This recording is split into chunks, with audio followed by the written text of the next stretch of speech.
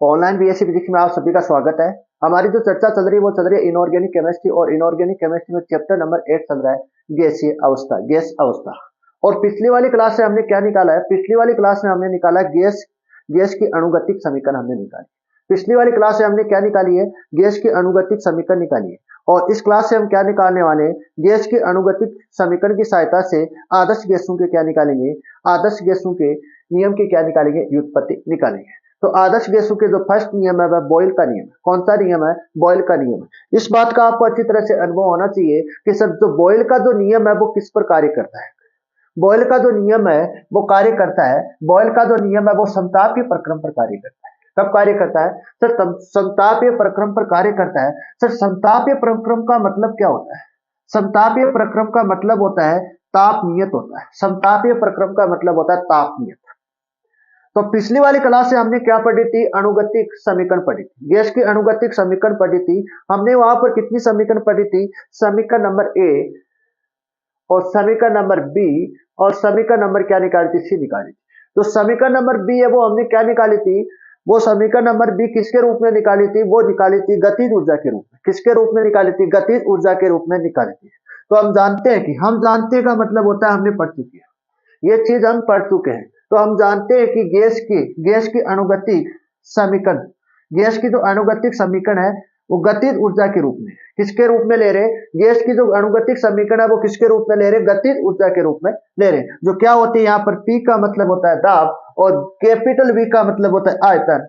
1/3 के ई का मतलब होती है गतिज ऊर्जा। ये हमारे पास क्या आ गई? समीकरण नंबर 1 आ गई।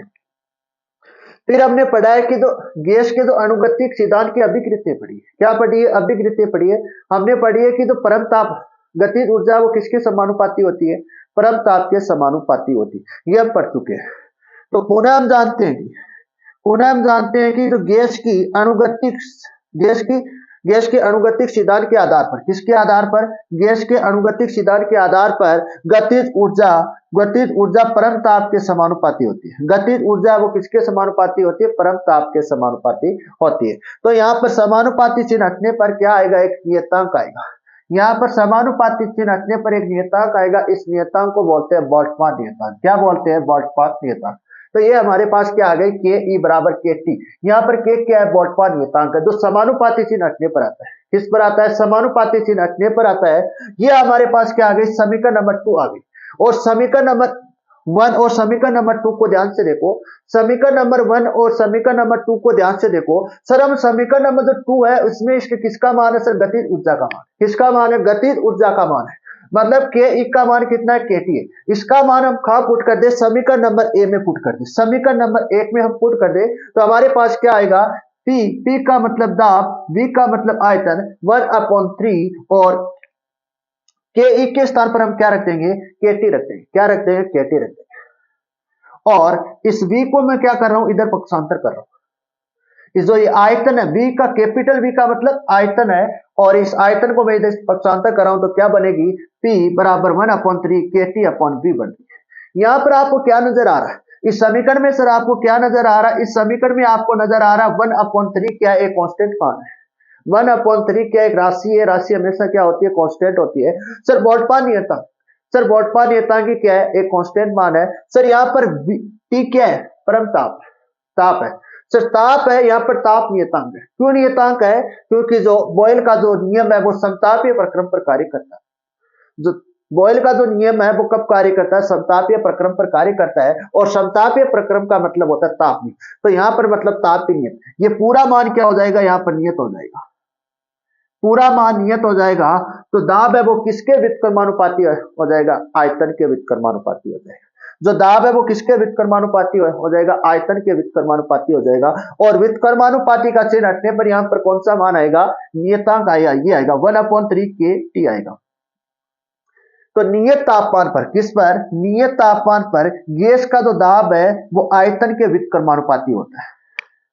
नियत ताप पर गैस का जो दाब है वो किसके व्युत्क्रमानुपाती होता है? आयतन के व्युत्क्रमानुपाती होता है। सेकंड पढ़ते हैं चार्ल्स नियम की उत्पत्ति। किसकी उत्पत्ति पढ़ते हैं? चार्ल्स नियम की उत्पत्ति पढ़ते हैं। तो चार्ल्स का जो नियम है ये कब कार्य करता है? चार्ल्स का नियम कार्य करता है समदाबीय प्रक्रम पर। चार्ल्स का जो नियम है ये कब कार्य करता है? समदाबीय प्रक्रम पर कार्य करता है। चार्ल्स का जो नियम है वो कब कार्य करता है? समदाबीय प्रक्रम पर कार्य करता है। और समदाबीय प्रक्रम का मतलब होता है दाब नियम। समतापीय प्रक्रम का मतलब होता है, समदाबीय प्रक्रम का मतलब क्या होता है? यहाँ पर दाब नियत होता है। क्या नियत होता है? दाब। मतलब यहाँ पर पी नियत होगा। क्या नियत होगा? कैपिटल पी नियत होगा। यहाँ पर कैपिटल पी नियत होगा। और हम जानते हैं कि गैस की अणुगतिक समीकरण, जो गैस की जो अणुगतिक समीकरण है वो किसके फॉर्म में है? गतिज ऊर्जा के रूप में। किसके रूप में ले रहे हैं? गतिज ऊर्जा के रूप में ले रहे हैं। तो यहाँ पर पी का मतलब दाब, बी का मतलब आयतन और 1/3 के ई। ये समीकरण नंबर क्या आ गई? 1 आ गई। पुनः समीकरण नंबर क्या आ गई? 1 आ गई। और पुनः हम जानते हैं कि गैस के अनुगतिक सिद्धांत के अनुसार गतिज ऊर्जा परम ताप के क्या होती है? समानुपाती होती है। यहाँ पर समानुपाती चिन्ह रखने पर बोल्ट्जमान नियतांक आएगा। और समीकरण नंबर क्या आ गई? 2 आ गई। आगे ध्यान से देखना।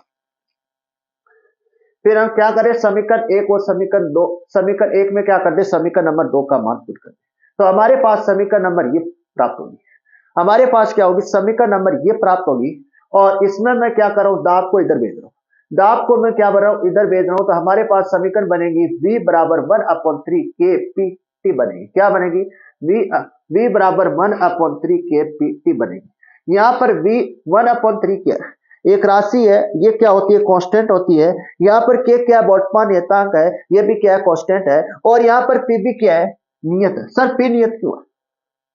फिर यहाँ पर पी नियत क्यों है? क्योंकि यहाँ पर जो चार्ल्स है, चार्ल्स का जो नियम है वो कब कार्य करता है? समदाबीय प्रक्रम पर कार्य करता है। कब कार्य करता है? समदाबीय प्रक्रम पर कार्य करता है। समदाबीय प्रक्रम पर कार्य करता है तो मतलब ये जो दाब होगा यहाँ पर क्या होगा? नियत होगा।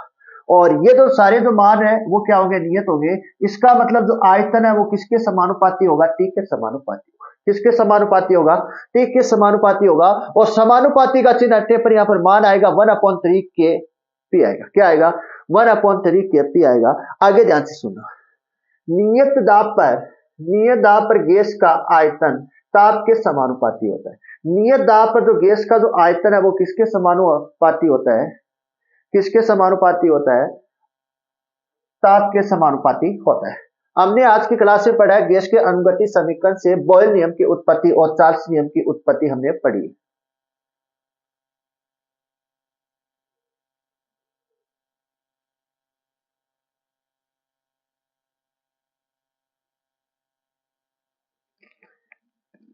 ये हमने बॉयल के नियम जो समतापीय प्रक्रम पर कार्य करते हैं, ये चीजें हमने पिछली क्लास में पढ़ चुके हैं।